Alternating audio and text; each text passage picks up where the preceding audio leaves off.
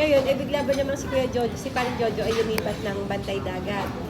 Ay dinesisyonan daw ni admin na si Joy Vasquez na ilipat. Ay hindi ko alam. Kumbaga, pinapatawag ko pa kay Kampoy. Nung patawag ko kay Kampoy, nalaman ko, napasok na sa port. Pero yun, ay may endorsement na daw. Paano na yung nagagalit? Pinag-explain ko si Ate Eme. Ang sabi ay si Tutanga daw may gawa, si admin. Ay di ko magana punta ang kwentuhan sa Arastre. Sabi ko kay tatay, hindi ko kayo bibigyan ng permit. Kasi wala pa kayong mga proper documents, ganyan-ganyan. Sabi ko kay Tutan. Ay, kay tatay. Kasi si Parang Jojo pala yung nag-resign na sa port, lumipat na sa, gato-gato, ganyan. Kaya lang, ay bakit naman pakailamin si admin? Tapos kinuwento ko ngayon kay sabi, hindi yun magagawa. Siguradong si Emer Rocio. Di ba daddy? Alam mo ba yung... Hindi wala ba sinabi sa akin, Noel, na tawagan mo muna, itanong mo. Hindi, talagang to the highest tune, pitch. Hindi talaga... To the highest level ng pitch. Ay, kaya ako galtagal dito, inakit-akit ako dun ay. Bayain at nanay tatay mo kasi hindi mo rin imikan. Pero gusto rin niya ni Ate Amy.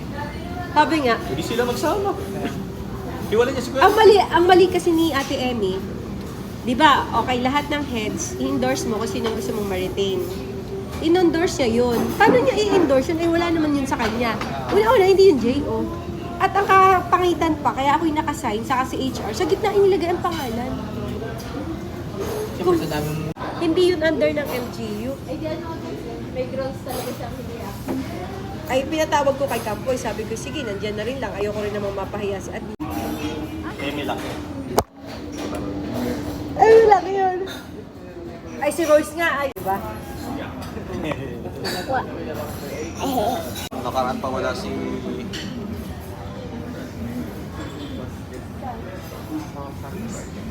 Ako nagbabalik po Sino? si Joy Vasquez kasi po, di ba, usapan niyo po yun na may service na makakausap. Si Kuya Kampo yung hinahanap, ay ulang mo rin. Diba, hindi ko alam. Si Agnes, then pupunta po kayo dun sa office. Nagal mo si Kampoy. Ay, Ay, ma'am, hindi po kasama kayo.